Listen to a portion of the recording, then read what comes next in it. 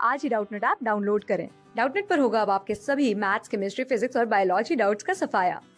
बस अपने क्वेश्चन की फोटो खींचो, उसे क्रॉप करो और तुरंत वीडियो सोल्यूशन पाओ। Download now.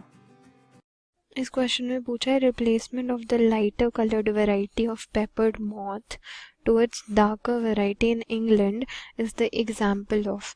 तो अगर हम यहाँ पर बात करें जो एक केस डिस्कस किया हुआ है, तो इंग्लैंड में बिफोर 1860 जब इंडस्ट्रियलाइजेशन नहीं हुआ था, तो जो ये वाइट मॉथ्स थी उनका नंबर था ज़्यादा। मतलब इनकी पॉपुलेशन लार्ज नंबर में थी। वो इसलिए थी क्योंकि तब जो ट्री ट्रंक्स थी वो कवर्ड रहती थी विद लाइकेंस,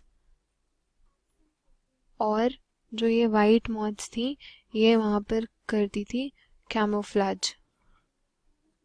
लेकिन बाद में क्या हुआ कि इंडस्ट्रियलाइजेशन के बाद, मतलब आफ्टर द ईयर 1920 इंडस्ट्रियलाइजेशन हो गया इंग्लैंड में, जिसकी वजह से क्या हुआ कि वाइट जो मॉथ्स थी उनका नंबर हो गया डिक्रीज।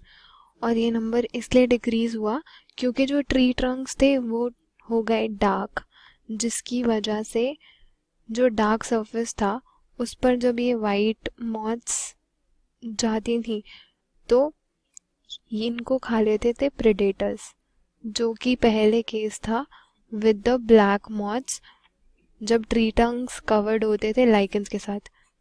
तब वाइट मॉथ्स जो थी वो कैमोफ्लेज करती थी, और जो ब्लैक या डार्क मॉथ्स होती थी वो बन जाती थी प्रेडेटर्स का टारगेट।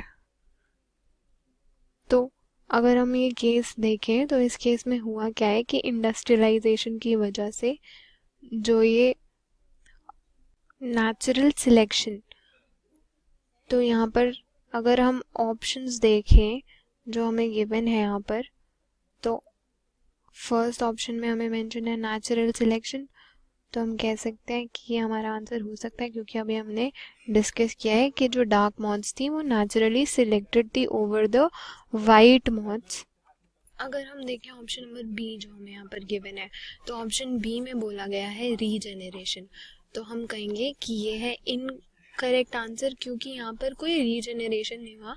यहाँ पर एक बटरफ्लाई को नेचुरल सिलेक्शन मिला है, तो हम कहेंगे ये है इनकरेक्ट आंसर, क्योंकि no regeneration is occurring here.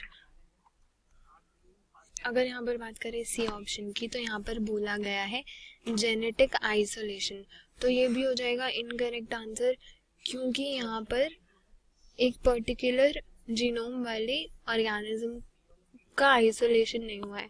तो हम लिखेंगे यहाँ पर नो आइसोलेशन, तो इसलिए ऑप्शन सी भी इनकरेक्ट ऑप्शन है। और अगर बात करें ऑप्शन नंबर डी की, तो ऑप्शन नंबर डी में बोला है टेम्पोरल आइसोलेशन, तो ये भी हो जाएगा incorrect option, because there is no isolation, जो हमने अभी पहले वाले ऑप्शन के लिए भी बोला है।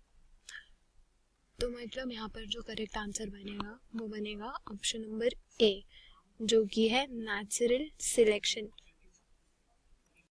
क्लास 6 से 12 से लेके नीट, IIT, JEE मेंस और एडवांस के लेवल तक 10 मिलियन से ज्यादा स्टूडेंट्स का भरोसा।